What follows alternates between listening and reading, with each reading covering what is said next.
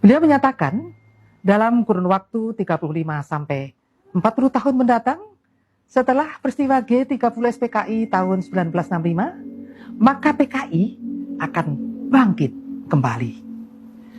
Jenderal Sarwoedi mengungkapkan bahwa caranya dilakukan PKI dengan jalan penyusupan di segala bidang melalui pemerintahan, partai politik, militer, dan budaya, seperti yang pernah dilakukan PKI sekitar 1950-1965. Kesimpulan itu menurut Pak Sarwoedi berdasarkan dokumen-dokumen yang berhasil disita dan hasil interogasi terhadap anggota PKI yang tertangkap saat operasi-operasi yang dipimpinnya. Ternyata apa yang terjadi? Kini telah muncul komunis gaya baru KGB di sekitar kita. Banyak ciri-ciri dari komunis gaya baru, namun dengan durasi yang singkat, kami sampaikan 3 ciri terlebih dahulu, yaitu memutarbalikkan fakta, berdusta, dan intimidasi. Yang pertama, kita bicara tentang ciri memutarbalikkan fakta. PKI sebagai pelaku pemberontakan G30S tahun 1965 telah diputarbalikkan PKI menjadi sebagai korban melalui tulisan-tulisan di media atau beberapa buku yang ditulis dan dijual melalui toko-toko buku. Ini merupakan pemilukan sejarah yang dilakukan pasca 1998. Memang kurikulum sejarah Indonesia pasca 1998 telah menghilangkan sejarah pemberontakan PKI 1948 dan 1965. Oleh karena itulah, para pelajar, bahkan mahasiswa, lebih percaya pada tulisan-tulisan yang mereka peroleh di media ataupun buku-buku yang ditulis oleh simpatisan PKI. Yang kedua, ciri berdusta.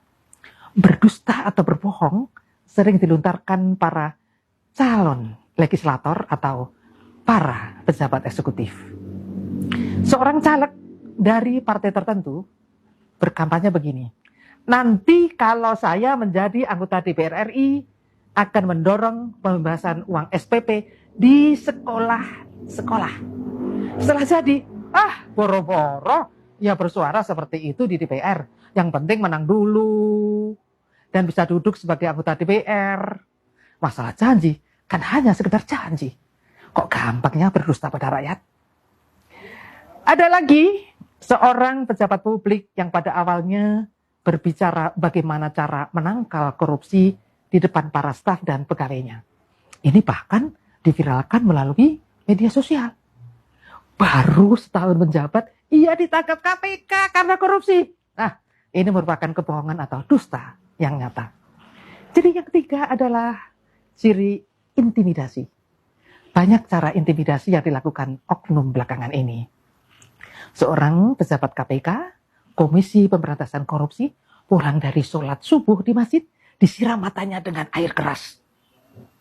Terlepas siapa pelakunya, ini kan merupakan intimidasi terhadap pejabat yang pernah membongkar korupsi di Indonesia. Ada juga seorang ulama terkenal, kita sebut Syekh Ali Jaber. Beliau beberapa bulan lalu dianiaya dengan menggunakan senjata tajam saat memberikan ceramah di masjid salah satu provinsi Lampung. Setelah pelakunya ditangkap, kok dinyatakan sebagai orang gila? Ada ya? Masa orang gila kok bisa memilih ulama atau kiai untuk dianiaya? Nah, hal penganiayaan tersebut berkali-kali terjadi pada ulama-ulama kita di seluruh Indonesia. Ujungnya, setelah pemeriksaan, pelakunya dianggap tidak waras alias gila. Loh, kok seragam ya?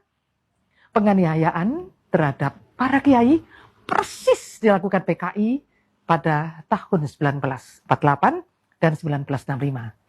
Intimidasi seperti itulah juga merupakan ciri komunis gaya baru. Saya Maria Juraida dari IWATS. Sampai jumpa. Billahi taufiq wal hidayah. Assalamualaikum warahmatullahi wabarakatuh. Pancasila, dasar negara, kobarkan semangat kita. demi